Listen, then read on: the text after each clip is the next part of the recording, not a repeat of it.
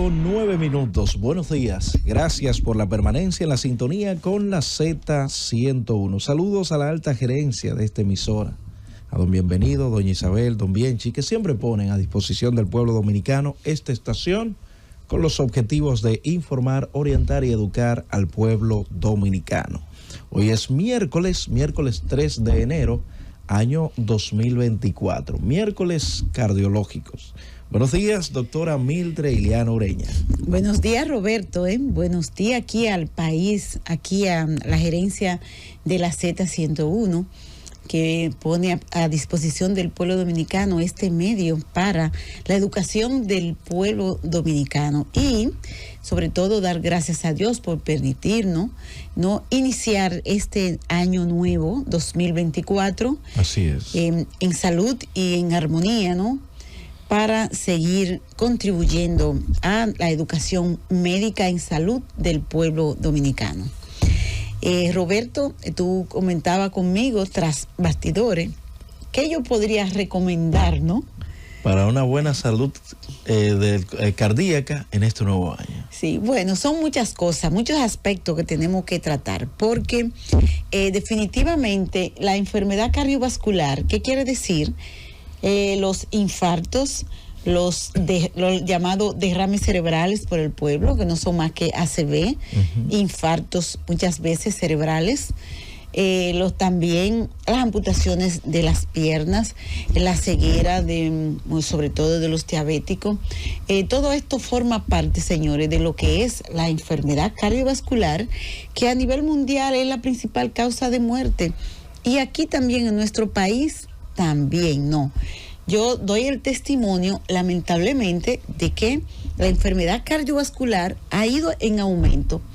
¿Y cómo yo lo sé? Porque este año yo dirijo cuidados intensivos del Instituto Dominicano de Cardiología y siempre, lógico, saco la estadística, a ver cómo andamos. Y realmente este año que finalizó, hubieron 340 infarto en todo el año. Si tú sacas la estadística, eso significa que teníamos un infarto por día.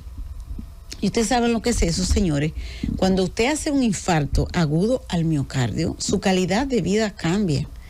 ¿Por qué? Porque lo primero es que usted tiene que tomar varios medicamentos que son básicos, Básicos. Tiene que cambiar ciertas cosas en su vida. Por ejemplo, en el hombre, sobre todo, cambia su vida sexual, porque parte de esos medicamentos contribuyen a disminuir su potencia viril, Y además de eso, hay muchos que por los efectos secundarios, pues también le afecta. Y no vamos a hablar del bolsillo, porque eso es otra de las cosas que afecta justamente. Señores, un paciente diabético, hipertenso, dislipidémico, que se le ha puesto stent. Los stent no son más que una especie de resorte con el que se le coloca a las arterias coronarias para que fluya nuevamente la sangre. O si usted fue a cirugía cardíaca, que eso en términos llanos, se le rajó el pecho y se le pone bypass, que no son más que de sus arterias y de sus venas, se lleva de la aorta hacia el territorio de la arteria que está obstruida. Entonces, usted tiene que tomar primero antiagregante plaquetario, por lo menos por un año, 2. Hay uno que es un poquito costoso.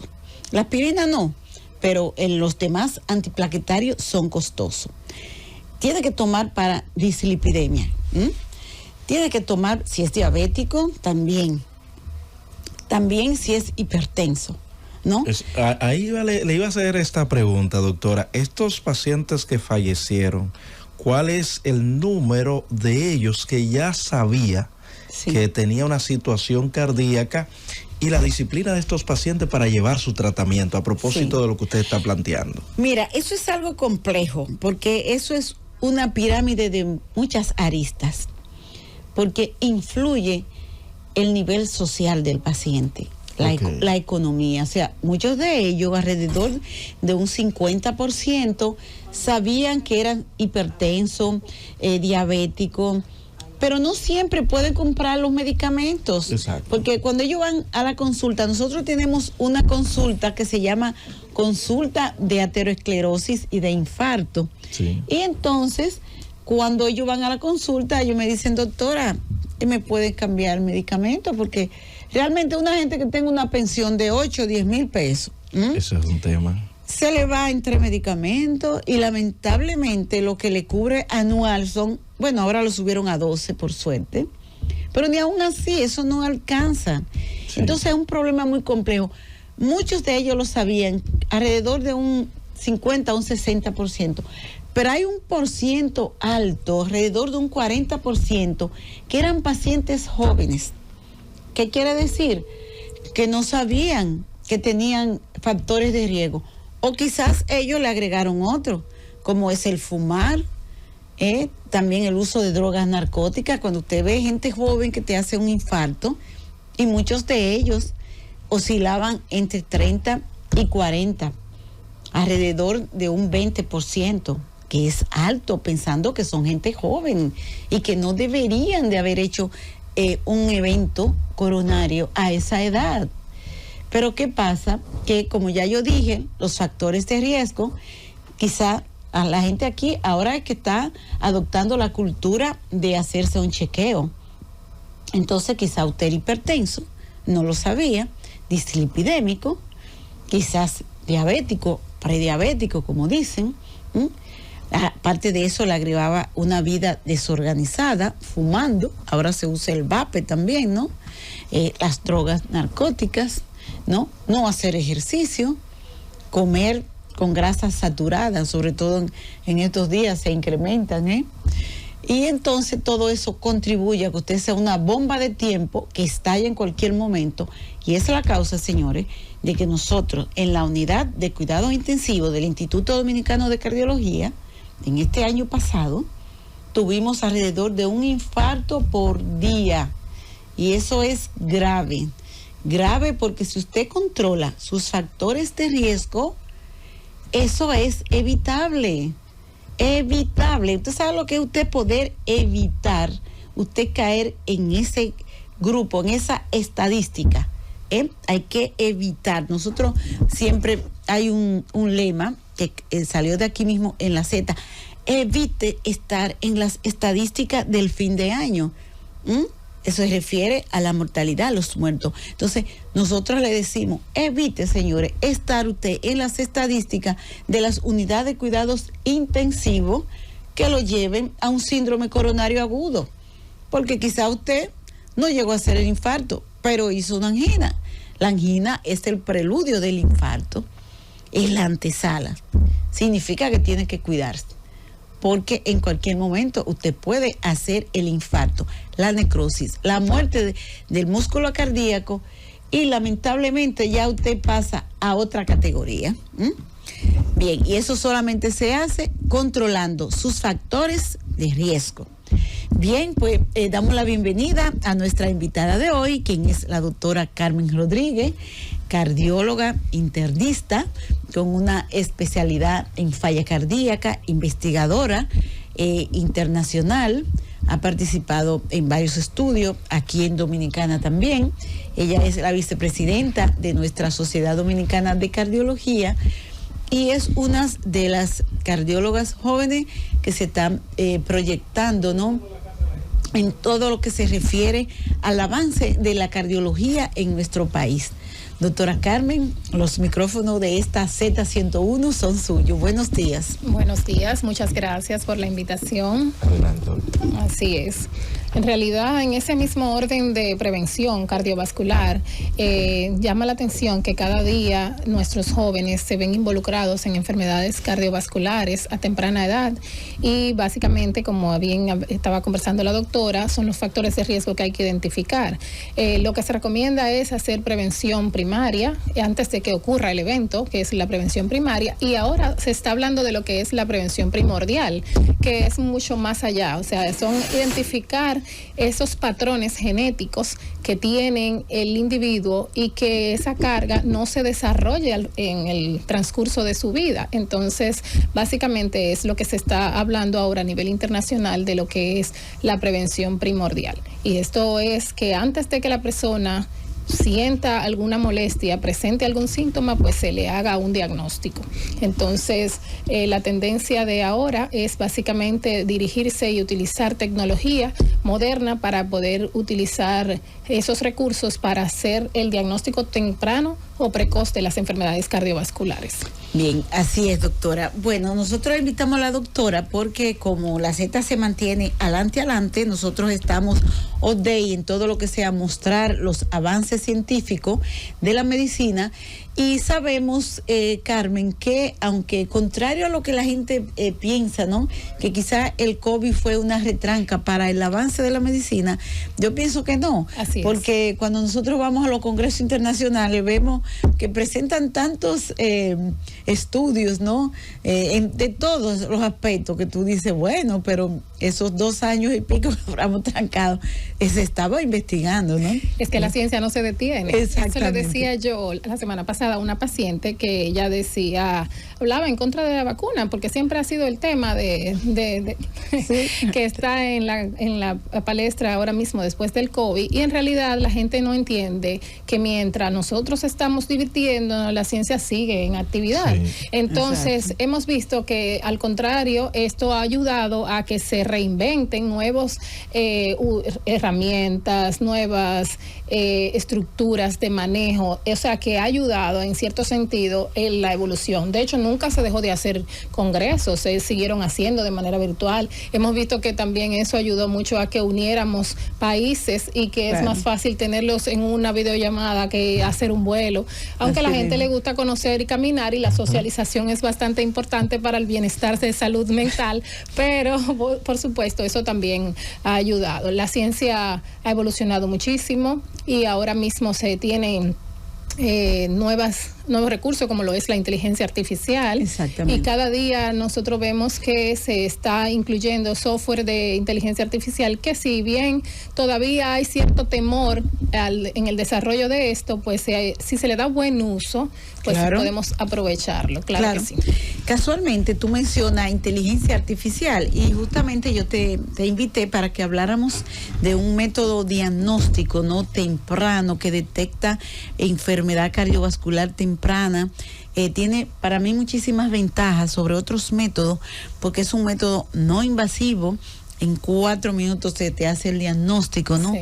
Y tú puedes alertar a un paciente que quizá ande por ahí pensando que no tiene nada, ¿no? Así es. ¿Qué es, doctora, el cardicio? Y queremos que lo explique, que lo entienda el pueblo, porque para muchos médicos inclusive, cardiólogos, no saben lo que es eso, porque a mí inclusive muchos cardiólogos me preguntaban ¿qué es el cardicio? O sea, es un método nuevo que involucra la inteligencia artificial, y para usar un término que le gusta mucho a Leonel Fernández, un algoritmo. Así es. Bueno, la cardiciografía es una nueva técnica de innovación que ha venido a combinar la vectocardiografía o el electrocardiograma, pero en este caso no convencional, sino de 3 dimensiones, 3D. Con la inteligencia artificial. Entonces, esto es un registro que se hace con 5 electrodos colocados en el pecho y la espalda, solo 5 electrodos, y esto va a registrar con el paciente sentado, no hay que hacer ningún tipo de intervención, y despierto, 4 minutos, va a registrar la actividad eléctrica del corazón, que son aproximadamente 100 latidos durante esos 4 minutos. Esos latidos son analizados y se va vía satélite o vía internet a Alemania, que es donde está la base de datos de inteligencia artificial, y trae el resultado en 4 minutos más. Es decir, que en 8 minutos o 10 tenemos el resultado de la prueba, sin ningún tipo de intervención médica. El equipo hace todo. Entonces allí podemos analizar 3 parámetros desde el aspecto cardiovascular, que son los más importantes para uno saber la estructura del corazón, cómo está, o sea, nos da idea de si hay algún daño estructural del músculo o de alguna válvula. 2, la condición de la perfusión, o sea, de la circulación de las coronarias y el riesgo de infarto, con esto podemos evaluar. Y 3, las arritmias, que es un tema bastante importante porque a veces quedábamos cojo con el tema de las arritmias porque el paciente dice que siente, pero si no lo vemos, no podemos tratar. Entonces, en cuanto a arritmias, este estudio es bastante importante porque nos ha dado información específica de condiciones cardiovasculares que no la vemos en un electroconvencional de 30 segundos. Entonces, vale la pena y con él podemos identificar patologías de pacientes de manera muy precoz. ¿Qué tiempo tiene en el mercado esa tecnología aquí en la República Dominicana, doctor? En Santo Domingo está desde julio del año pasado. Yo tengo disponible desde el 17 de julio. Está aprobado por EMA y FDA desde hace también casi 2 años. El EMA es el equivalente a FDA en Europa. En Europa, sí, la Agencia de Medicamentos Europea. Estados Unidos. Así es. ¿Y la eficiencia?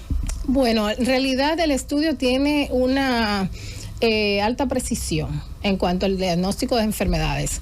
Por ejemplo, te puedo poner algún paciente que fue de manera casual a hacerse el estudio y, por supuesto, uno como cardiólogo identifica quién tiene factores de riesgo, porque, por ejemplo, no es lo mismo hacérselo a una persona que en su familia nadie ha tenido un evento, que aquel paciente que está en sobrepeso, que es diabético, que ya tiene ciertas condiciones, o el que fuma.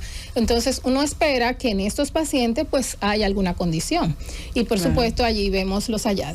El estudio nos muestra en 3 barras cada uno de estos factores y se interpreta como la cromatografía del semáforo.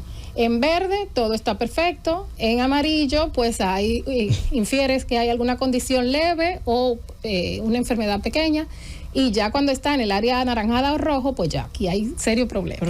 Entonces, en cuanto a la circulación de las coronarias, cuando vemos que está en el área de llamativa, entonces tenemos que este paciente, la comparación que se ha hecho a nivel de investigación con el estudio ha sido con la angiotomografía, que es el gold standard para uno acercarse al diagnóstico de una manera temprana sin tener que ir a cateterismo, por ejemplo. Pero una vez que uno tiene un paciente con una angio positiva, pues tiene que ir como quiera a hacerse su estudio, porque ahí no podemos a veces evaluar las placas vulnerables que son las responsables de hacer los infartos.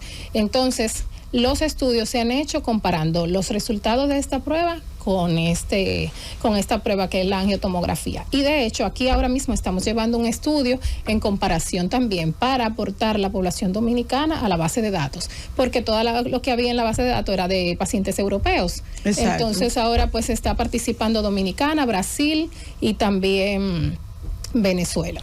Muy bien. Qué bien. ¿Qué quiere decir? Que yo tengo un paciente con factores de riesgo y que yo creo que tiene enfermedad coronaria.